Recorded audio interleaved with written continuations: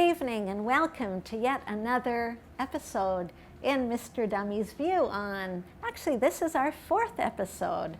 I'm glad you're keeping track, but thank you for having me. Well, how are you this evening? I'm very well. How are you? I'm totally confused again. Again, what now? Well, again, trying to understand a little bit more and knowing that the Palestine Liberation Organization, the PLO, is considered the sole representative of the Palestinian people. Yes, I decided to read their original charter of 1964. Okay, what's confusing you? Well, Article 24. In Article 24, they specifically say that the West Bank and Gaza are not part of Palestine. That's correct. Well, wait a minute. I want to try and understand. In 1964, when the Palestine Liberation Organization, the sole representative of the Palestinian people, was founded, they said that the West Bank and Gaza were not part of Palestine? That's correct. Well, but everyone calls the West Bank and Gaza Palestine, and we're always calling to free the West Bank because it's occupied Palestinian territory, but if it's not part of Palestine, how can it be occupied Palestinian territory? Oh, well, I'll try and explain to you. In 1948, when 5 Arab armies attacked Israel, Jordan ended up conquering and occupying what's called the West Bank, and Egypt ended up by conquering and ruling Gaza. Now, Egypt and Jordan are Arab countries, so at that time, there was no need to say that what's called the West Bank and Gaza were part of this mythical Arab Palestine. When the Palestine Liberation Organization was founded, that was the case.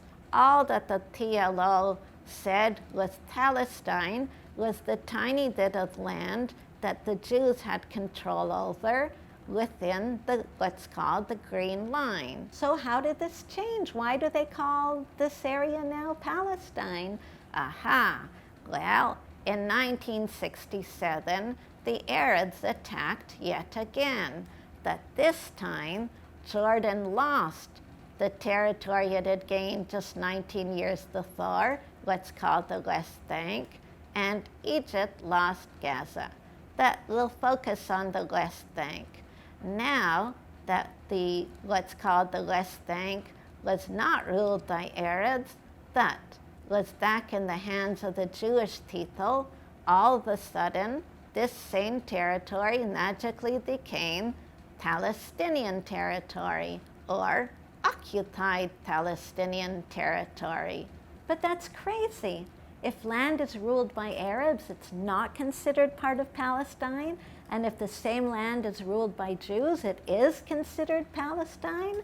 That's exactly so. And you have to ask yourself the question, why? Well, instead of asking myself, I'll ask you. Why? I'll tell you why. Listen, the Emperor Hadrian, the Roman Emperor, was tired of these Jews trying to fight them and reestablish their sovereignty. So he renamed the land of Israel Palestine to make people forget that the land of Israel is the Jewish people.